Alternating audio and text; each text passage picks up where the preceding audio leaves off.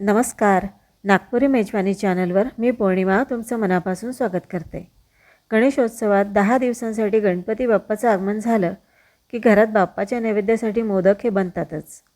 मऊसूत असे उकडीचे मोदक असो किंवा खुसखुशीत असे तळणीचे मोदक असो, मोदक हा पदार्थ बाप्पालाच नाही तर आपल्या सगळ्यांना देखील खूप आवडतो. म्हणून मी आज तुम्हाला क्रंची असे चणा डाळीचे मोदक दाखवणार आहे. चला मग सुरुवात करूया. मोदकासाठी एक वाटीभर चणा डाळ घ्यायची. ही चणा डाळ 2-3 वेळा पाण्याने अगदी स्वच्छ धुवून घ्यायची. स्वच्छ धुतल्यावर ही चणा डाळ एका कॉटनच्या कपड्यावर पसरवायची आणि पंख्याखाली 15 ते 20 मिनटं सुकवून घ्यायची. डाळ आपल्याला अगदी व्यवस्थित कोरडी करून घ्यायची आहे. 15 ते 20 मिनटं सुकवून घेतल्यावर ती अशी इतपत कोरडी होते. आता पॅनमध्ये अर्धा चमचा तूप घालायचं.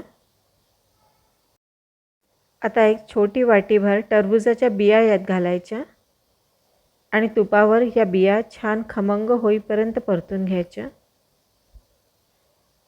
या बिया खमंग झाल्या की मग तीळ जसे फुटतात न भाजल्यावर तशा फुटायला लागतात. आता या बिया फुटायला लागलेल्या आहेत. या आता एका प्लेटमध्ये काढून घ्यायच्या आणि थंड करून घ्यायच्या. आता गॅसवर एक जाड बुडाची कढई ठेवायची आणि त्यात तूप घालायचं. तूप मी अर्धी वाटीला थोडंसं कमीच घेतलेलं आहे. तूप व्यवस्थित गरम झालं की मग त्यात डाळ घालायची. सगळी डाळ घालायची. आपण सगळी डाळ एकाच वेळी परतून घेणार आहोत. ही डाळ आपल्याला तुपामध्ये 15 ते 17 मिनटं परतायची आहे. अगदी खमंग करून घ्यायची आहे. डाळ छान लालसर दिसायला लागली की मग ती चमच्यामध्ये हलवून बघायची. डाळीचा छुनछुन आवाज येत असेल तर मग ती रेडी आहे असं समजायचं. डाळ अजिबात कच्ची राहू द्यायची नाही, नाहीतर मोदकाची चव बिघडू शकते. ही डाळ आता काढून घ्यायची.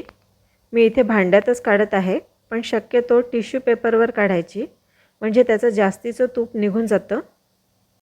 डाळ आता पूर्णपणे थंड करून घ्यायची आहे. डाळ थंड झाली की मग मिक्सरला फिरवून घ्यायची. डाळीसोबतच टरबूजाच्या बिया ज्या आपण परतून घेतल्या होत्या तुपावर त्यासुद्धा घालायच्या. आता ही बारीक केलेली डाळ गाळणीने गाळून घ्यायची. डाळीचं आपल्याला एकदम पीठ नाही करायचं आहे, थोडीशी रवाळच ठेवायची. आता हे उरलेलं पुन्हा मिक्सरला फिरवून गाळून घ्यायचं. डाळीचं छान असं रवाळ पीठ आता तयार झालं आहे. पीठ असं रवाळ ठेवल्यामुळे मोदक क्रंची बनतात. आता यात 10 ग्रॅम एवढी मिल्क पावडर घालायची. हे 10 ग्रॅम मिल्क पावडरचं पाऊच आहे. अर्धी वाटी बुरा साखर घालायची. तुम्ही बुरा साखरऐवजी गुळही घालू शकता. गूळ पाऊण वाटी घालायचा. 1 टीस्पून विलायची पावडर घातली आहे. हे आता छान मिक्स करून घ्यायचं. छान एकजीव झालेलं आहे. आता यात तूप घालूया. ज्या तुपामध्ये आपण डाळ परतून घेतली होती तेच तूप वापरायचं. तूप घातल्यावर छान मिक्स करायचं.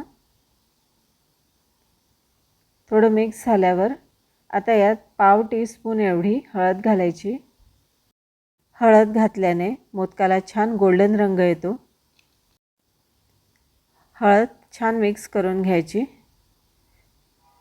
आता यात जे तूप उरलं होतं तेही मी घालून घेत आहे.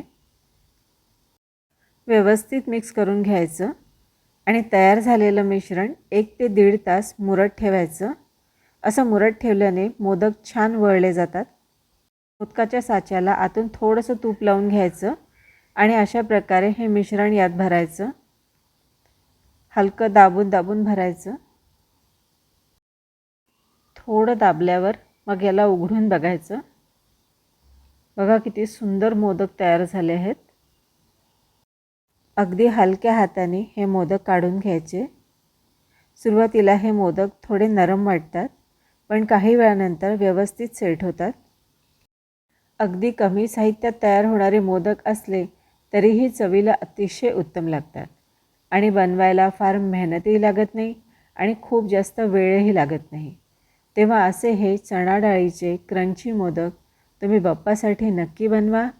आणि ही रेसिपी जर तुम्हाला आवडली असेल तर लाईक, शेअर, कॉमेंट करा. आणि चॅनलवर नवीन असाल तर सबस्क्राईब अवश्य करा. पुन्हा भेटू नवीन रेसिपीसह. तोपर्यंत गुड बाय.